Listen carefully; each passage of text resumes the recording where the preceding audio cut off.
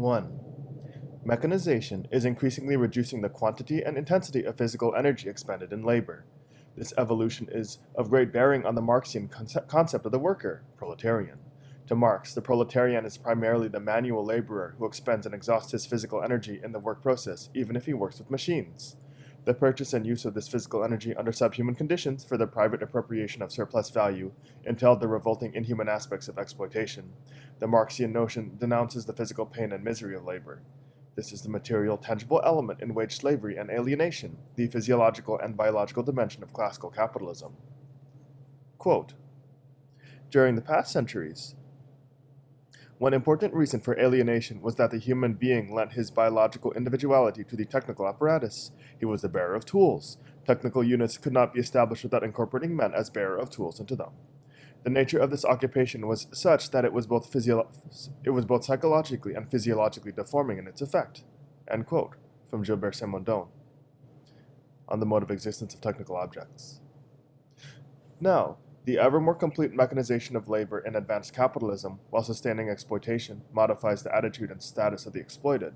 Within the technological ensemble, mechanized work in which automatic and semi-automatic reactions fill the larger part, if not the whole, of labor time remains, as a lifelong occupation, exhausting, stupefying, inhuman slavery, even more exhausting because of increased speed-up, control of the machine operators rather than of the product, and isolation of the workers from each other.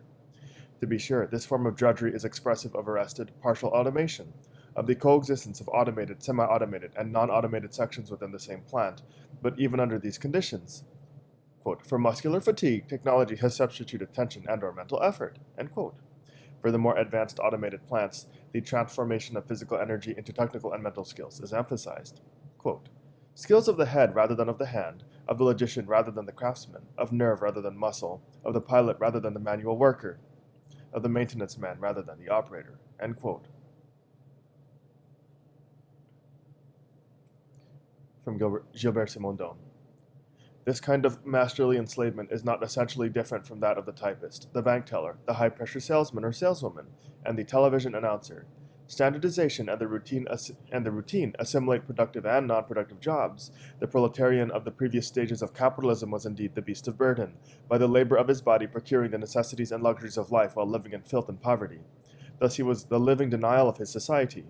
In contrast, the organized worker in the advanced areas of the technological society lives this denial less conspicuously, and like the other human objects of the social division of labor, he is being incorporated into the technological community of the administered population. Moreover, in the most successful areas of automation, some sort of technological community seems to integrate the human atoms at work. The machine seems to instill some jogging rhythm in the operators. Quote, it is generally agreed that interdependent motions performed by a group of persons which follow a rhythmic pattern yield satisfaction, quite apart from what is accomplished by the motions. End quote. From Charles Walker.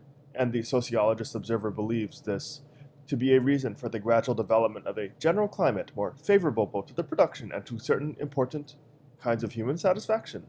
He speaks of the growth of a strong in-group feeling in each crew, and quotes one worker as saying, all in all, we are in the swing of things, end quote. From Charles Walker. The phrase admirably expresses the change in mechanized enslavement. Things swing rather than oppress. They swing the human instrument, not only its body but also its mind and even its soul. A remark by Sartre elucidates the depth of the process. Quote, shortly after semi-automatic machines were introduced, investigations showed that female skilled workers would allow themselves to lapse while working into a sexual kind of daydream. They would recall the bedroom, the bed, the night, and all that concerns only the person within the solitude of the couple alone with itself, but it was the machine in her which was dreaming of caresses. End quote. The machine process in the technological universe breaks the innermost privacy of freedom and joins sexuality and labor in one unconscious, rhythmic automatism, a process which parallels the assimilation of jobs.